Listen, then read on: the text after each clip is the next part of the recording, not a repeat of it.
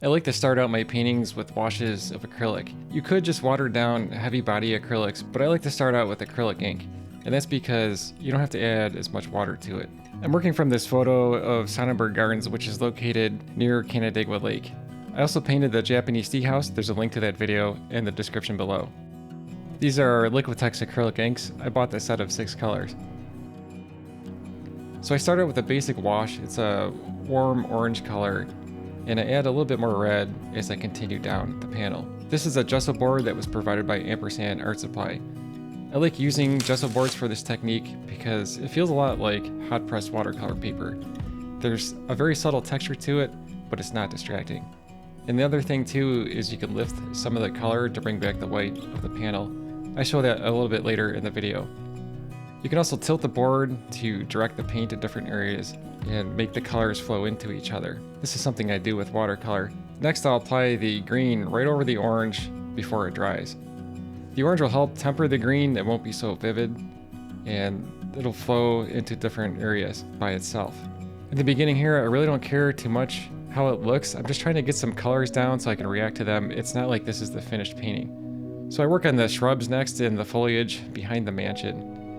And I'm working more orange into the colors just to make it more interesting so it's not like a flat area of green.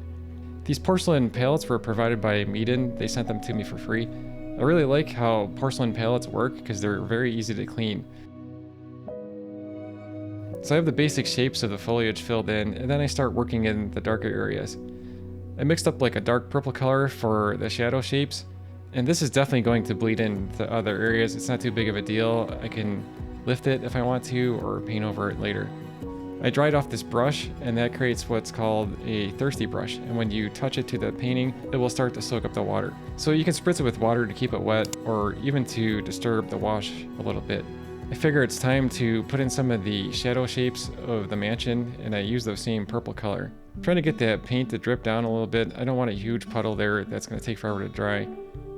I'm starting to build up the shapes of the trees in the background. You really don't want to paint every single leaf. You just sort of create basic areas of darker shadow shapes, and that sort of creates the impression it leaves. And I like to jump around from different areas of the painting because I can let one area dry while I work on another.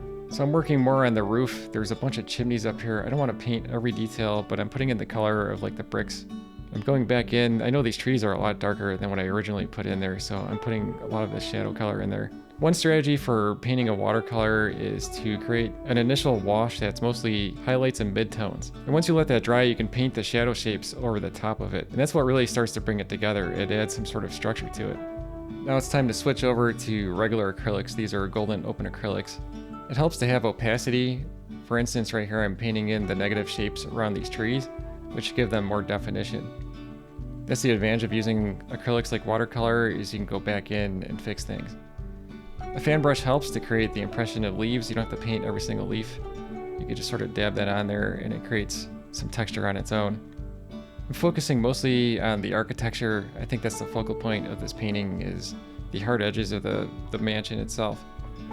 I go into the sky with opaque color too, just because I want to change the color a little bit.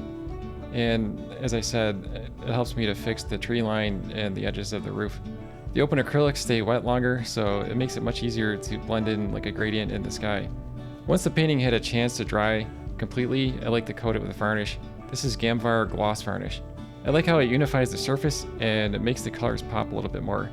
I apply it in one direction and then in the opposite direction just to get rid of any drips and to make it more even. Please subscribe and like this video if you found it useful. Up next, you can watch my video about the 5 benefits of toning a canvas. Thanks for watching.